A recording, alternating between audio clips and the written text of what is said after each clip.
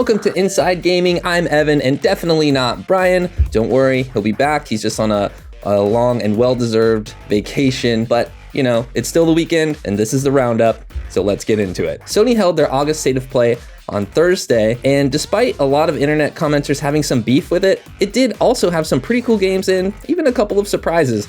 Unfortunately though, there was one surprise that didn't quite land. Among the games and trailers shown, there was one that shone particularly brightly.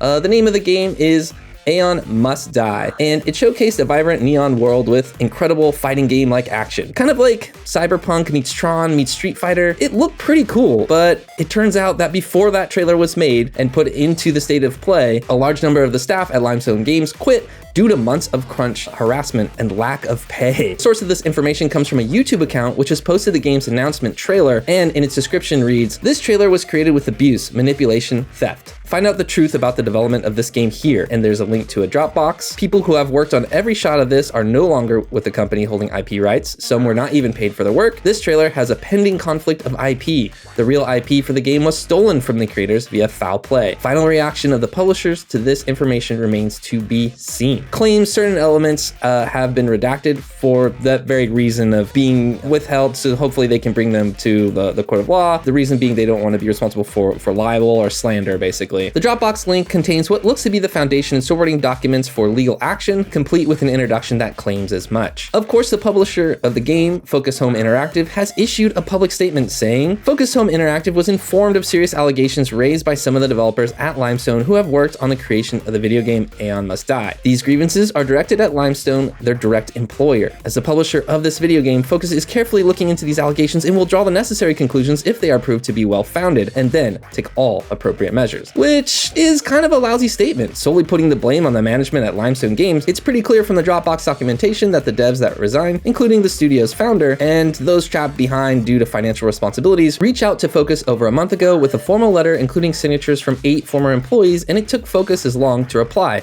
And it wasn't until the ex-devs had nearly extinguished their collective funds on legal support that Focus actually responded and actually asked for supporting evidence. And yeah, so this response from Focus seems kind of lame. It seems likely, given from what I read in the Dropbox documentation, that Sony probably didn't know about the drama before, including the trailer in this week's showcase, but it looks like this will probably go to court, and at which point we will be sure to learn a whole lot more. And of course, other studios might come forward with their own grievances against Focus Home Interactive, and to be honest, their record isn't squeaky clean. I think Frogware's developers behind some Sherlock games also had some complaints about trying to wrestle their IP and license away from the publisher. Ooh, shout outs to a couple IG community members for the tip on this one, and Doom Scroller Extraordinaire at Calibrono for an early tweet that kind of acted as a beacon for the original YouTube source and grabbed a lot of traction, which kind of helped surface the story during the State of Play. All right, now that we've got that nasty bit of business out of the way, let's take a moment to recognize some of the highlights from the August State of Play that won't leave a foul mouth in your taste, hopefully. For starters, I was surprised to find that I might actually be interested in a new Crash Bandicoot game in the year 2020. Crash Bandicoot 4 did get a trailer. The game's developer, Toys for Bob, showed off new playable characters like Dingo Tile, fun takes on new platforming mechanics, and a new inverted mode, which looks pretty promising. Other highlights included a look at the new Giant Squid game, former Journey devs and creators of Abzu, called The Pathless. An extended look at gameplay for Splunky 2 was in there, complete with commentary from Derek Yu, and a quick trailer for VR support in Hitman 3. Another cool surprise was a pretty solid trailer for a 4v4 multiplayer heist game called Hood, Outlaws, and Legends, and there was even a couple games for all the otakus out there, and Genshin Impact and Anno Mutationem. Of course, there is also a very special place in all of our hearts here inside Gaming for the work that Remedy does, and it was awesome to see Control get some love with the trailer for the game's second expansion titled AWE, or but more commonly as the internet has referred to, the Alan Wake expansion. I'm gonna level with you. This whole second story was written just to talk about this expansion. There's been rumors for a while that the next Control expansion would include a more direct tie-in to Remedy's Alan Wake universe, and this week's reveal proves that to be very much the case. The trailer has a ton of great references leading up to the reveal that the trailer's narrator is in fact Alan Wake himself.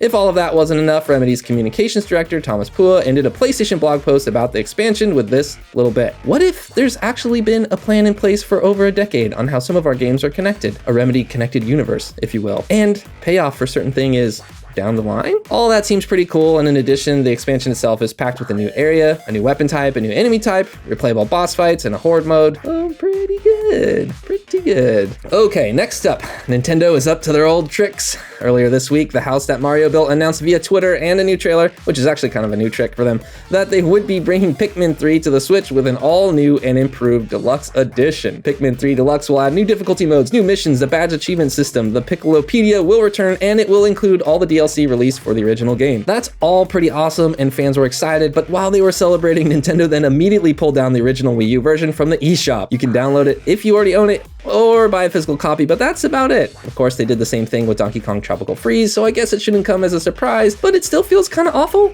especially when the original version was only $20 compared to the shiny new price on the shiny new Deluxe edition, which will be $60. At least it's not $70. Thanks, Nintendo. And this next story, it's a bit of bittersweet. It's finally happened. We finally know what Rocksteady Studios is working on, but unfortunately, the way they announced it was pretty lackluster. They just tweeted an image of Superman with a Suicide Squad logo on his head. The tweet reads, "Target locked, DC fandom, August 22nd, hashtag Suicide Squad game."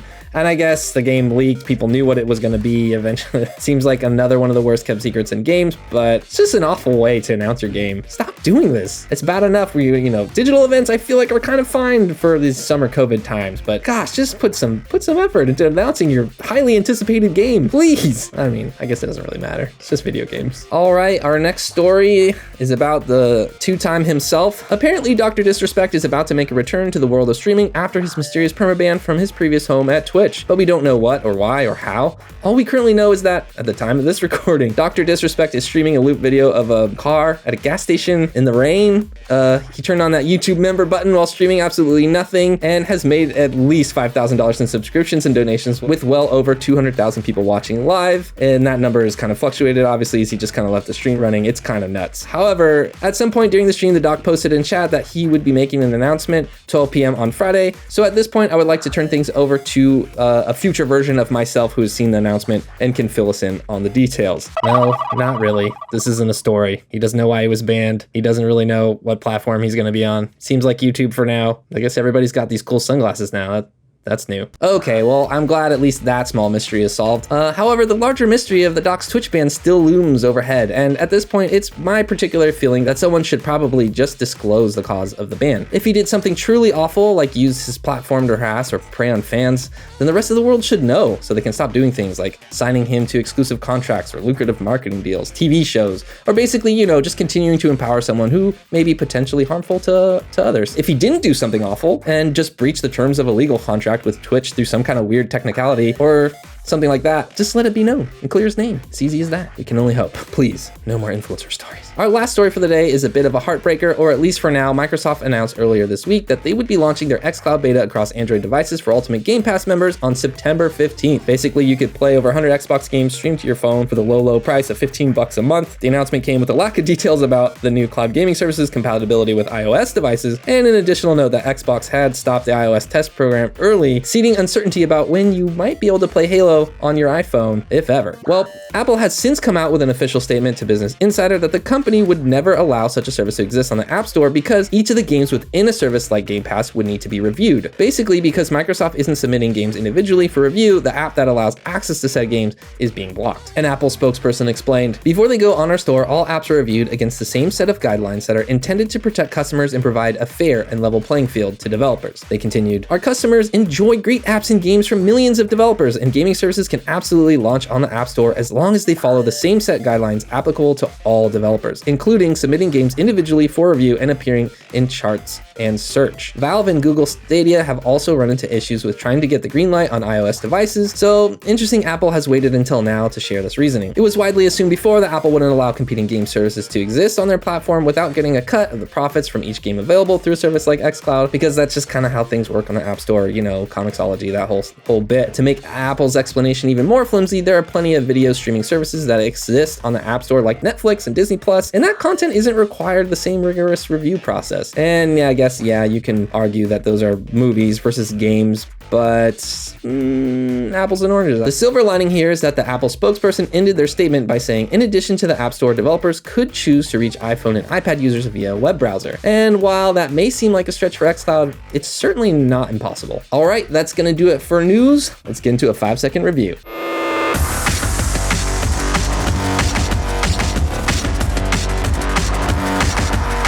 Ugh, gross. Oh wait, this is kind of awesome. Oh, ugh, gross. Okay, let's get into the video games coming out next week. First up, Hyperscape is an urban futuristic free-to-play battle royale where 100 contenders engage in first-person close-quarters combat and fast-paced matches to become the next global superstar. Fight your way through the unique districts of Neo Arcadia, a virtual city featuring imposing landmarks that bring verticality to the next level. Hyperscape offers 2 ways to win. Fight to be the last one standing or capture the crown that spawns near the end of the match. And be sure to check out the Crowncast Twitch extension, which allows viewers to vote on game-changing effects that impact all players in real time. Hyperscape is coming August 11th to PS4, Xbox One, and PC. Next up, the classic multiplayer roguelike Risk of Rain returns with an extra dimension and more challenging action. No run will ever be the same with randomized stages, enemies, bosses, and items. Play solo or team up with up to 4 friends to fight your way through hordes of monsters, unlock new loot, and find a way to escape the planet. With each run, you'll learn the patterns of your foes, and even the longest odds can be overcome with enough skill. A unique scaling system means both you and your foes limitlessly increase in power over the course of a game. What once was a boss fight will in time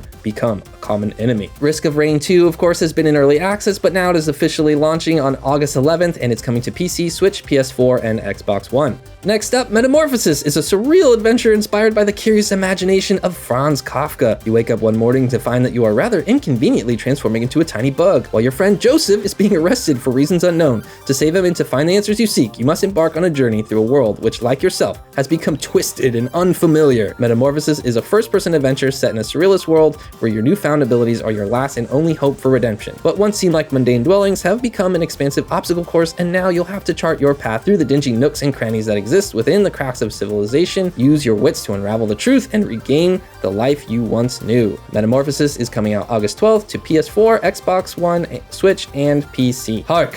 A new Total War Saga game, Troy, is the first entry in the award-winning series to focus on the legendary 20-year conflict between the kingdoms of Troy and Mycenaean Greece, now known as the Trojan War, set against a striking backdrop of the Bronze Age Mediterranean, combining Total War's unique blend of grand turn-based empire management and spectacular real-time battles. Troy explores this epic conflict from both Greek and Trojan perspectives, peeling back the layers of myth and legend to reveal the realities that may have inspired them. Play as one of 8 framed heroes and fight to conquer or protect the legendary kingdom of Troy. Total War Saga Troy comes out August 13th to a PC near you. Deliver Us the Moon is a sci-fi thriller set in an apocalyptic near future where Earth's natural resources are depleted. In an effort to solve the energy crisis, global powers created the World Space Agency and secured a promising new source of energy on the moon. The World Space Agency colonized and operated from the moon until one fateful night, all communications with Earth ceased and the energy source was lost.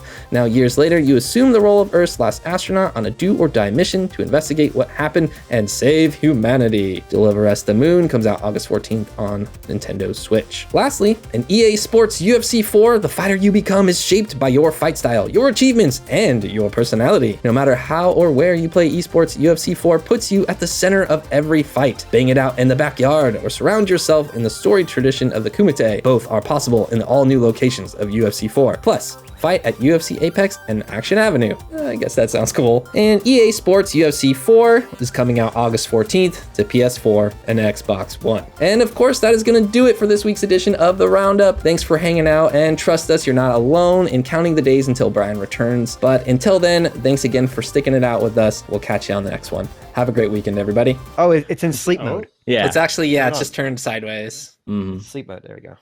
No, Nice. that literally Turned was on. the play. Don't worry. Yeah. I got it, everyone. I got it. I turned it on. Don't worry. The controller was just behind the cushion. Yeah. Ooh. Starting off with an N. Oh, crap.